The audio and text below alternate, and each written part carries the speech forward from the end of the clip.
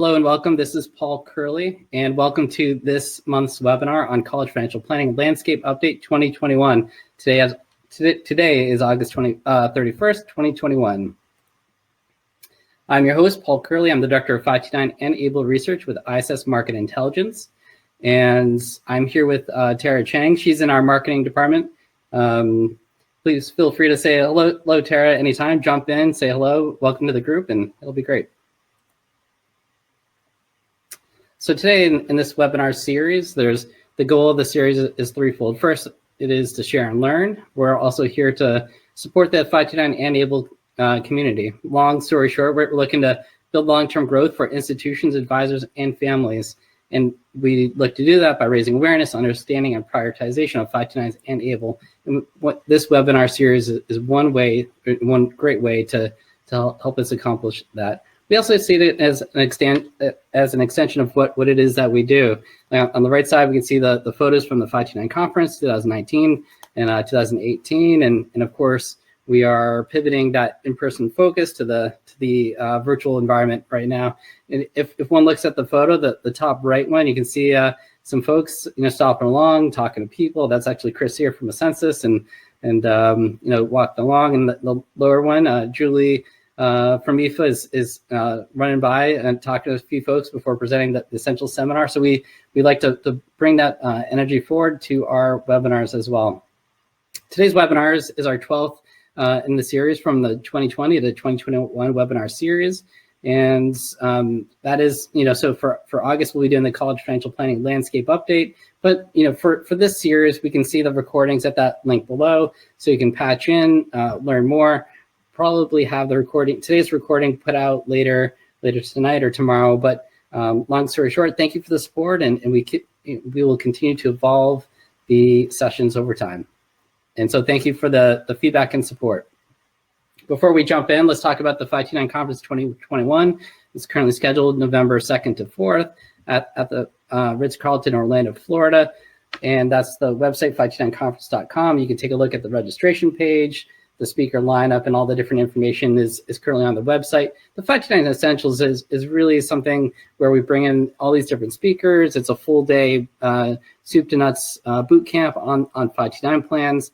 And then for a day and a half, we do a 529 conference where we have more traditional presentations and speakers and things of that nature. And then we pivot over to the ABLE Summit, which is a string of product training and sessions that are more geared towards ABLE accounts. So as a quick note, the early bird registration rate closes today. So register while you can. Go to 529conference.com. Thank you. Today's agenda, we're going to cover three topics. As we like to do in each and every one of these webinars, we start out with some industry announcements, what's going on from a legislative, product marketing, distribution perspective. We'll provide a new update on market data from second quarter 2021. And then for this specific webinar, we're going to focus a lot more on College Financial Planning Landscape Update. And at the end, we'll do a dedicated question and answer session. We'll try to do our best to do questions and answers throughout as well. So feel free to chat. There's a chat bar at the side, so you can see some instructions here on where to drop in the questions. We don't have the questions and answers are viewed by us, and then we can publish the questions and answers as well if it works out that way. But just to say that they're not public until we sort of approve it. But in the meantime, we did want to ask an attendee poll. What is your relationship to the 529 market? And so I'll go in and release the start polling, and we'll start to get some responses.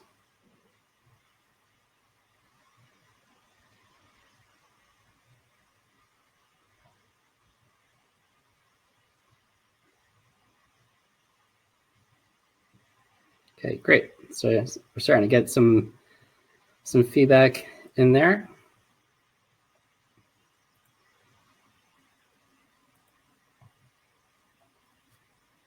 All right, learning a new platform is always good, but Big Mark has been very helpful. So right now, and I'm not sure if you can see it on your side, but 24% of today's attendees are product providers or distributors. 47% are state agencies and treasury departments, and about 30% other. And of that 30%, there's that 12% are broker-dealer home offices or financial advisors themselves. So lo and behold, what we've been finding over time is that about a third of our webinars are in that product provider category, about a third state, and a third of that broker-dealer home office advisor category. So thank you so much for the feedback. And of course, always feel free to drop recommendations for future webinars to us as well. Still drinking some coffee right there. But industry announcements, so let's jump in. The 529 and legislative updates. So within the 529 savings plans, where the industry is focusing on right now is expanding qualified higher education expenses to secondary credentials. And when I did some research around secondary credentials, one of the key areas that is really helpful is really the career education field. So think about teachers or all the different things that teachers need to do to get different credentials. Usually it's not an additional grad program, but sometimes it is. But it's really, if you think about all these different credentials that teachers need to do in order to become teachers at different levels, traditionally that was not a qualified higher education expense. So it's a great storyboard about how 529s, broadly speaking, are becoming more and more broader and more able to be used. So it's a great positive momentum story. And also, pivoting over to ABLE, there's a fairly large conversation around the ABLE Age Adjustment Act, which would increase the age of eligibility from 26 years old to 46 years old. There's been really good momentum in both the Senate and the House. So at S331, the Senate bill, currently has one sponsor and 12 co-sponsors. The House, so in our 529 weekly newsletter, we've been updating and that status board, how many have signed it, and it seems like not a week goes by where there isn't another co-sponsor, signing that bill. So broadly speaking, from a legislative perspective, ABLE and 529 is broadening usage and just building upon prior success. So that's a very good positive news. And when we pivot over to industry announcements and updates, recently there's been a release by the state of Arizona for a RFP for a program manager for the advisor sold plan. So they put out an RFP. They're looking for a new program manager. The current plan name is Ivy Invested, and broadly speaking, the Ivy parent company of Waddell and Reed was acquired by Macquarie Asset Management. So it's sort of I think the timing of the RFP aligns with that sort of company acquisition. So lo and behold, we'll see what happens with the result of that plan. In July, there was another update from Colorado. So there was a change in program managers from Legg Mason to Nuveen. So that plan is launched and live. And so congrats and kudos to College Invest, which is the state of Colorado's team, but also Nuveen over there as well. In July, there was for Nebraska's TD Ameritrade 529 program was relabeled to Bloomwell 529 Education Savings Plan. Primary distributors changed from TD Ameritrade to Union Bank and Trust. So congrats to Union Bank and Trust and Jay Steinacher and that team there.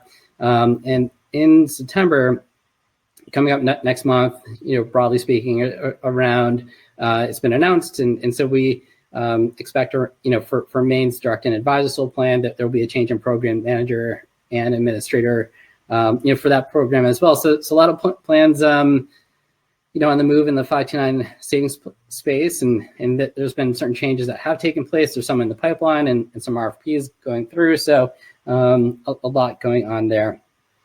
And similarly, within the ABLE plan to update space, there's several updates. So in August, Maine announced that they will be launching the ABLE program.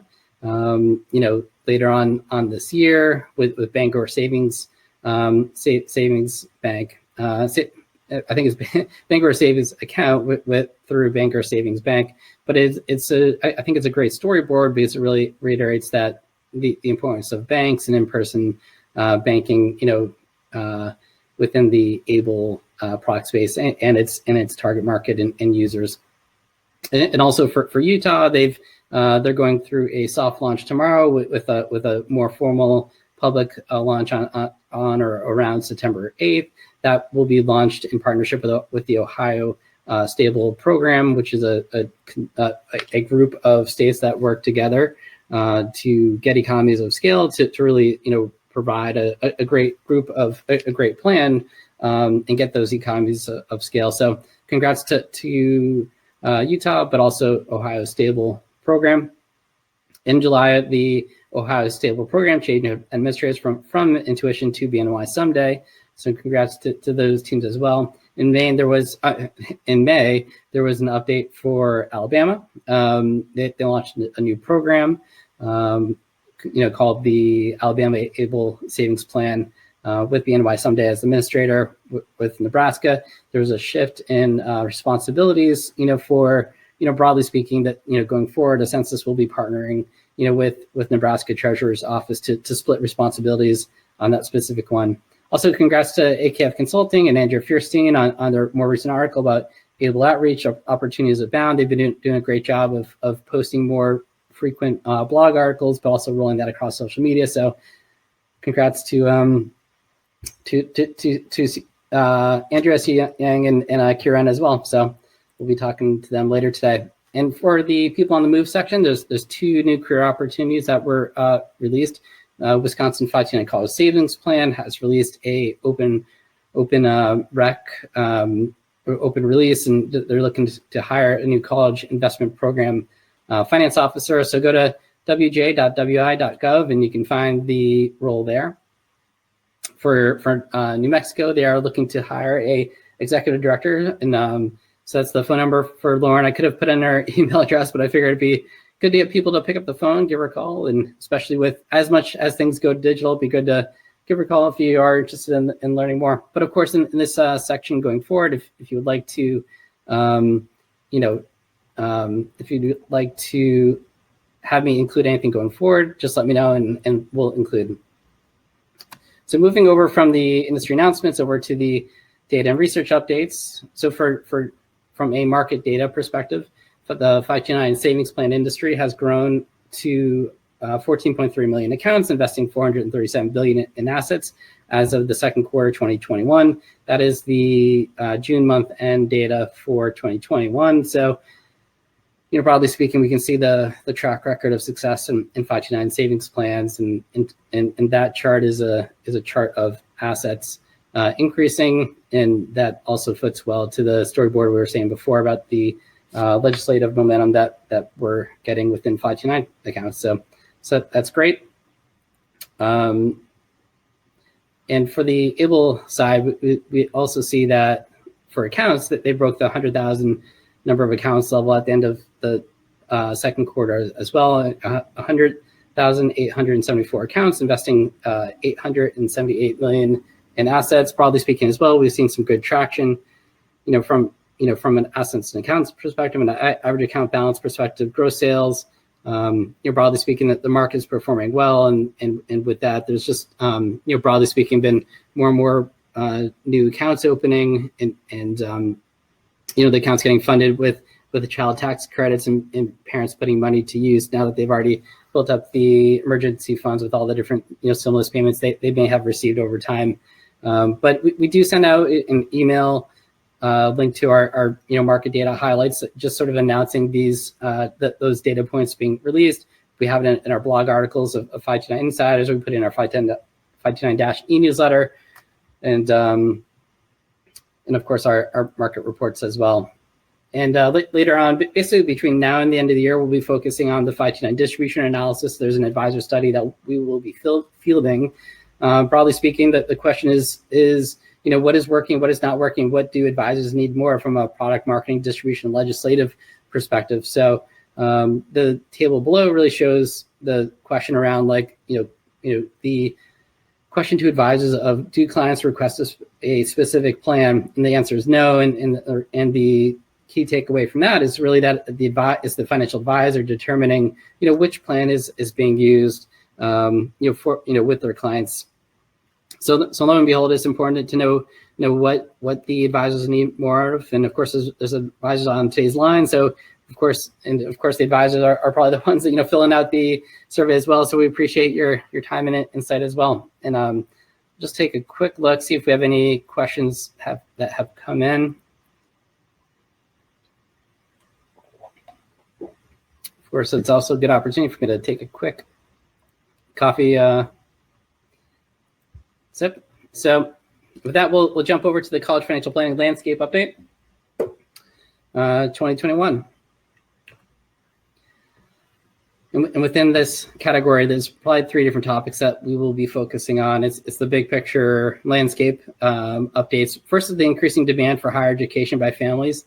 The second is the topic around tuition inflation and how has caused issues for families, from paying, for paying for college, and how that college affordability gap between the rising costs and ability to pay is really, getting filled, lo and behold, by the student loan gap. So we'll talk about that college affordability gap and provide the big picture overview. And feel free to drop in questions now or during the session, or we can answer at the end. But lo and behold, that increasing demand for education continues. Higher level of education is driving higher income. So what this chart really shows is basically how the average weekly income for someone with, say, less than high school of education to high school to college, but also advanced degrees as well. And with each additional layer of education, on average, more and more people are earning more. And of course, over time, we've seen that increase as well. So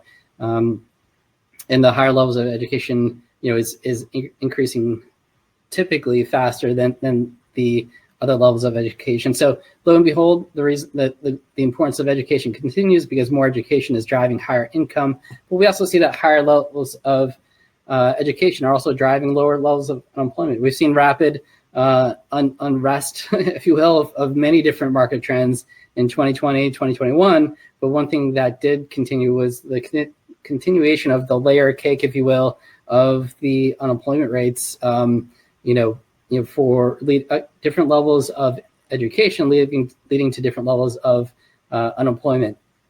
So inverse to last slide, the higher the education, the higher the income. This one really focuses on the higher the education, the lower level of unemployment. And that has stayed, fairly consistent over time. And there's even been some periods of widening where those with lower levels of education had higher levels of unemployment, as we saw in, it looks like 2009, 2010 period, where the unemployment remained higher for longer for those with high, let's just say less than high school degree, while the other rates were shifting lower. I think a newer storyboard that we are saying, and this comes from the Boston College Center for Retirement Research study, are older workers capable of working longer? What we've seen in the newer storyboard is almost like a third slide that we'll probably see over time, is that broadly speaking, those with higher levels of education are also able to work longer and have be able to say like work in safer workplaces. So there's not only does higher education lead to higher income, but also leads to lower unemployment, but also leads to a safer workplace and therefore longer ability to work more. I can definitely agree with that. I know when I worked on loading docks in high school, in the early part of college during breaks and summers, I can definitely tell that my body was definitely getting worn pretty hard, doing the work on loading docks. So it's I was happy to be able to get the education and be able to work longer as a result. Another important or interesting storyboard is the tuition inflation story. So basically, tuition inflation continues to outpace workers' ability to pay for the higher cost of college. So, this chart shows the average tuition and fees in 2021 dollars over a 15-year period. And the reason why it's important that I found was that the importance of it being in 2020 dollars is that means a above and beyond CPI. So if we look at the tuition increase in the middle, that the public 4-year cost of college, going up say 45% over a 15-year period for tuition and fees, that's above and beyond inflation. So 45% increase is high, but once you tack on that additional increase for CPI and inflation, it actually is much higher increase in college over time. So tuition inflation is above and beyond CPI, Consumer Price Index, and obviously an issue that must be wrestled with. So we talked about the increasing importance of college. Now we're talking about the increasing cost of the college, and I think that this chart shows a very consistent increase, like to and through 2020 to 2021, and that consistent increase.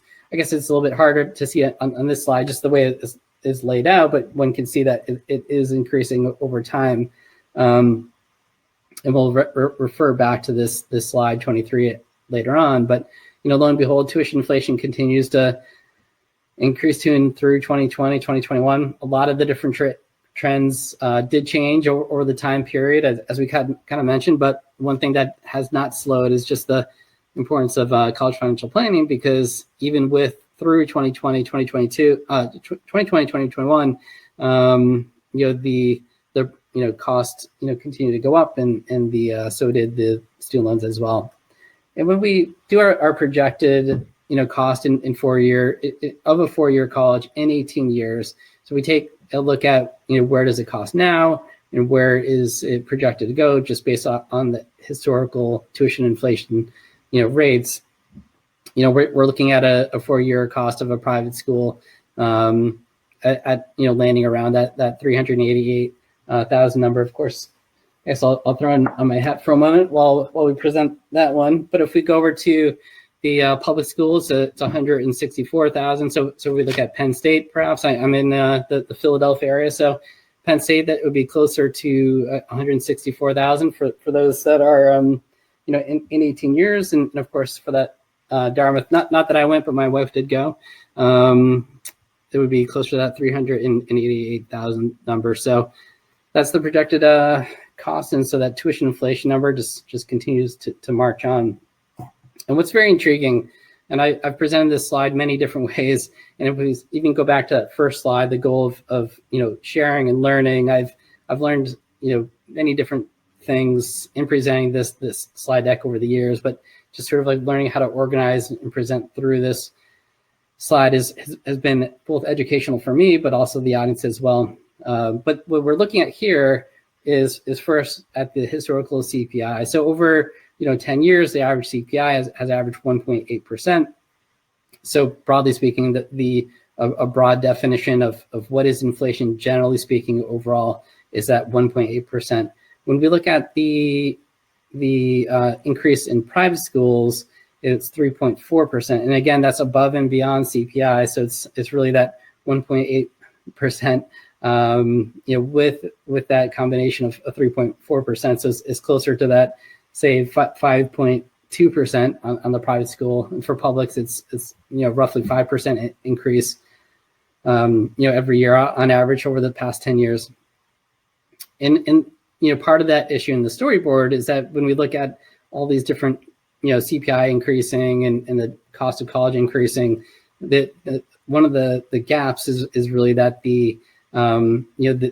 broadly speaking, the increase in salaries and income is increasing, say 2.3% for those with a bachelor degree and 1.9% for those with an advanced degree. So broadly speaking, the cost of living is going up, the cost of college is going up, and then the wage the annual wage increase is increasing, but not at a pace that would just be able to pay for that or cash flow the tuition bills as it comes in.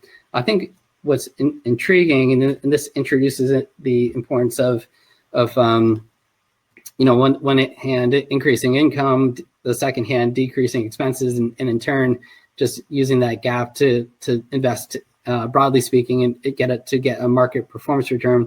Any of the investment consultants, I emailed about 10 investment consultants, today, and of course they would probably, point out many different issues of looking at a 60-40% portfolio, 60% equity, 40% fixed income. There's many different issues, with that as an assumption, especially as different portfolios continue to diversify, many different other scenarios. But broadly speaking, we've seen a 10.2% increase over the past 10 years, for that investment return. So if we look at CPI at 1.8%, that versus a average just model portfolio 60/40 at 10%. I think that kind of shows how one can catch up and fill the gap for whether it be CPI or education. So I think that is sort of the starting storyboard for the importance of saving it efficiently. So the importance of education is going up, but so is the tuition inflation. We're starting to introduce the story about why it's important to save efficiently, and also the importance of college financial planning. Just put myself a note in the bottom right. The importance of college financial planning is there, and obviously the value of the advisor in terms of just getting the client to notice that the need for saving is there, and to get started as early as possible, and to get a plan and to fully execute said plan. So shows the value of the advisor to create that plan, the employer to provide access to it, and all the different other ways that people learn about college is just important. So in that other slide I showed on slide 23 about that slow but surely increasing cost of college and how over time it is increasing. So let me explain what this chart shows. This chart shows how the average basically the state funding per student over time. So it's reported by this state higher education finance team or website, is the State Higher Education Finance Group, and they collect all the data from all the different states to really say how much money are you appropriating per full-time student, and so say the number of students increases 5% and your allocation goes up 5%. Well, you're actually staying flat and even per funding for a student. Lo and behold, when people try to say like, oh, I'll get a scholarship from the state, this chart shows as at best that red level over time is just basically hovering flat. So it's hovering that $8 to $9, $10,000 per student level. So it's been very flat, and that green shows the percentage change over time. So obviously, when the line goes below 0%, it's actually a contraction of how much the state is filling the college affordability gap. So long story short of saying that the state's not filling that college affordability gap. And when we pivot over to the federal government, well, very, very clearly stated in this table that the federal government is not filling that college affordability gap. So once again, the gap is being created between the rising tuition rates, the flat to level increases in income, and then pivoting over to the states, providing very flat to decreasing levels of contributions, and of course the total student aid is decreasing as well. And of course, this is a great breakout because it also shows that when people think about federal aid, or let me get financial aid from the federal government, that loan number is of course a number that needs to be paid back with interest. It's just the cold hard facts. Not saving is not a plan. Kind of reminder that the tax credits is something that you actually have to pay, and then when you file your taxes later, you get the money back. So it's still, again, it's not like this free money you get immediately. Like you actually have to front the money, and then you eventually get the money back by way of the tax credits. And federal work study, it's really, I had 3 jobs while working I had 3 jobs on campus while taking 5 classes to graduate as soon as possible. So it's work study's not easy either. It's not, and it's definitely not free money coming in from the federal government by way of financial aid. Grants. That being said, the total federal grants are there, and there's many different grant numbers. There's a lot of people who actually specialize in all the different categories. But lo and behold, when people think about the federal, just cash, it is the total federal grants, and that is a number that has decreased 11% over that time period, 10-year time period, which is great if the number of people going to college decreased, which it's not. It's actually the number of people vying for that shrinking pot of money is actually increasing. So there's a 23% increase in number of enrollment for public four-year colleges, and a 13% increase in private nonprofit four-year schools. So you, broadly speaking, have more students battling over flat to decreasing level of financial aid. And what is filling the gap? Well, what is filling the gap within that storyboard is student loans. And this is a chart that I take a look at. The blue the blue bar is the just sort of like that overall level. The red bars on below is sort of like how much the student loan has changed year over year. So it's broadly speaking been a very continuous uphill grind, and that student loan debt number, which of course we're all feeling the pain at this point. But broadly speaking, we through 2020, 2021, that again, that the one trend that really didn't get impacted was that rise in student loans. So the the importance of college goes up, the tuition inflation goes up, the gap is not being filled by state and federal governments, and then lo and behold, that is that gap is and lack of planning has been getting filled by student loans. So that's the storyboard broadly of what is going on there. And for this chart, it starts to introduce the conversation around like what is able to fill the gap. So that market performance, when we look at the 3, 5, and 10 year, market returns, that S&P 500 being up 14.5%. So to the extent that people save and save efficiently, is part of that storyboard. And from a that saving efficiently storyboard really comes from that getting a market return. If we looked at 0.7% average 10-year return from a 3-month treasury bill, for example, it's great to save, but really putting that money to work within that investment market really does help to fill that gap. So I think that there's a lot of different storyboards to go through, but I do think that it's very compelling that families need to save and save efficiently. I don't think we included a chart for the historical savings rate, but it is important to find different ways to get that rate up, whether it be for yourself, for your client, all the better. And of course, there's all the different conversation points around, just beyond just, put like not just saving, but also putting the money to work within the investment marketplace, not just treasury bills, but also putting it over to the investable market to meet and even beat that rate of tuition inflation, all the better. But also going from there, laying on the state and federal tax benefits of 529 plans, also the way that the 529s are treated in a beneficial manner within the financial aid formulas, and then of course the state planning perspective. And broadly speaking, that those are all the different topics that we cover at the 529 conference.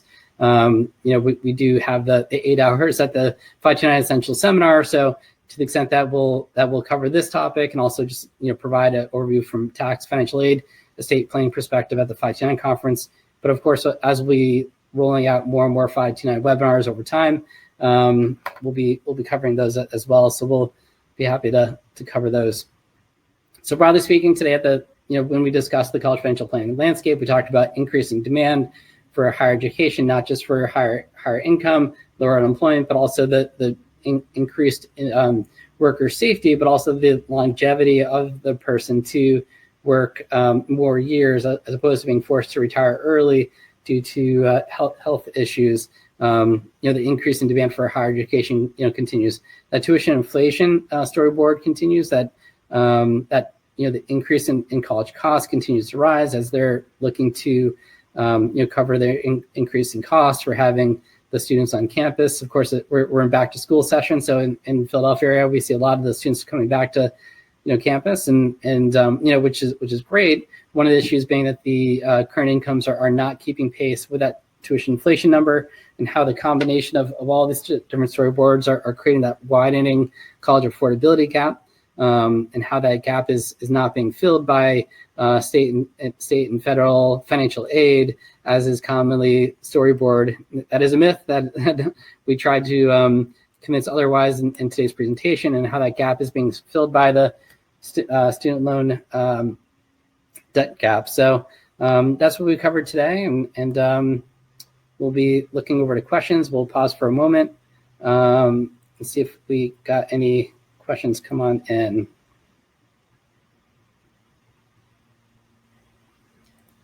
Did receive a couple of questions on ABLE. We are tracking the average investments for 529s, but also just closing that up.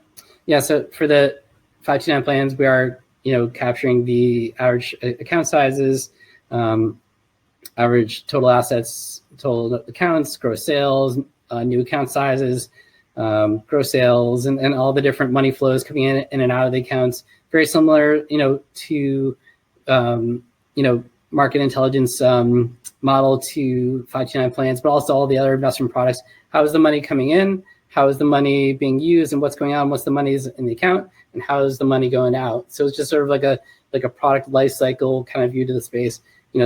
Like how's money coming in, by way of new accounts, automatic contributions, one time, and what's the size and frequency of the money coming in. Once it's in, how is it growing? How is the investment being allocated to different types of investment options? And then lo and behold, how is the money getting distributed, whether in blocks over time, where and how, and where's the money going, and what's the usage, and so we take a pretty close look on how the money is moving around from a product perspective within ABLE accounts, but also 529s as well. So appreciate the questions. And as a quick recap, we talked about the industry announcements, we talked about data and research. Always feel free to email me with additional ideas on different sections to add in, or different announcements to include. Today we talked about College Financial Planning Landscape Update 2021. We'll be looking to expand to new topics. Feel free to drop a recommendation or note on what we should be covering. But in the meantime, save and save efficiently, and thank you so much for your time today. So the disclosure statement and contact information for future questions. Thank you.